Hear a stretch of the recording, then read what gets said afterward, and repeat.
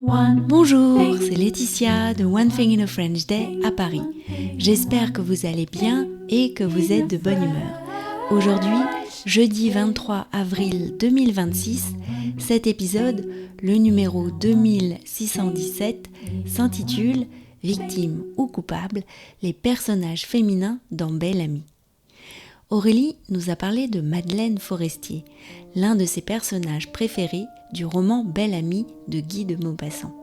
Madeleine, c'est la femme forte du journalisme.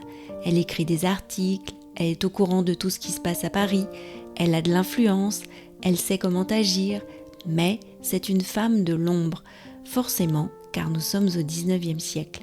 Et Georges Duroy, alias Bel Ami, profite tellement du fait que les femmes ne puissent occuper une place au grand jour dans la société, qu'elles soient cantonnées à certains rôles bien précis. Elles sont en semi-liberté, c'est comme ça que je vois les choses. Mais comment voyait-on les personnages féminins de ce roman à l'époque, et aussi comment les élèves qui l'étudient de nos jours lisent-ils ce livre? Retrouvons Aurélie pour en parler avec elle. Et comment vos élèves reçoivent-ils le roman de nos jours? Vous avez des réactions en classe? Alors j'en ai pas eu plus que ça l'an dernier. Après je sais que d'autres collègues, en tout cas, ont travaillé certaines scènes qui ont pu choquer des élèves de 15 ans. Notamment des scènes où on relit finalement Bel Ami à travers un regard peut-être plus contemporain. Et notamment des scènes où Bel Ami justement cherche à séduire par exemple Virginie. Et c'est une scène qui pour les élèves peut être extrêmement, même pour moi, oui, extrêmement violente, extrêmement dure à lire. Et qu'on relie aujourd'hui sous le prisme des violences sexuelles. Ouais, c'est une agression. Voilà, en fait. Une agression sexuelle et la question du consentement. C'est pas forcément une question qu'on se posait à l'époque, peut-être au 19e siècle. En tout cas, quand on lit les critiques du 19e siècle, c'est pas forcément quelque chose qui ressort. Quand on parle des personnages féminins, d'ailleurs, elles sont souvent désignées comme les grandes coupables.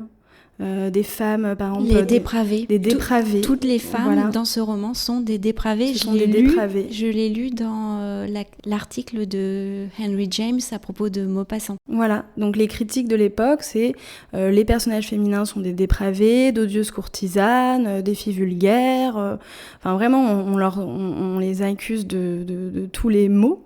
Alors que ce sont des victimes. Alors que, voilà, aujourd'hui, on relit finalement ce roman et on donne aussi à ces personnages féminins un nouveau statut, non pas celle des grandes coupables, mais plutôt de victimes, un statut de victime.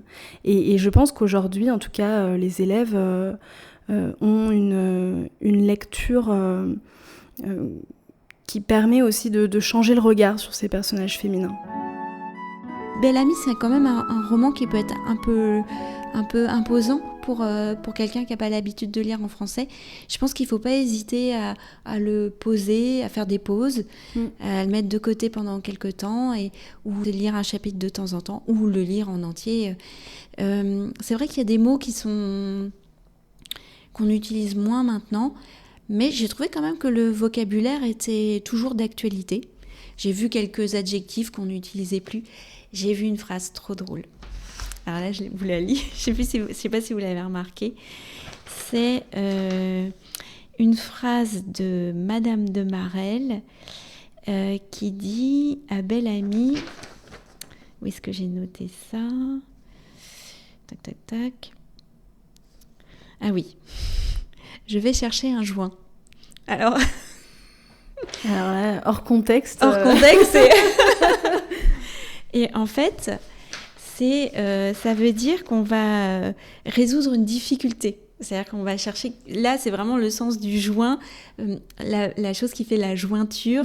Et je pense que les élèves, la première chose qu'ils comprennent, c'est complètement autre chose.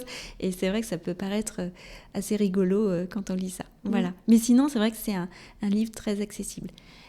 Vous aviez envie de dire autre chose aux auditeurs à propos de Bel Ami ? Lisez Bel Ami.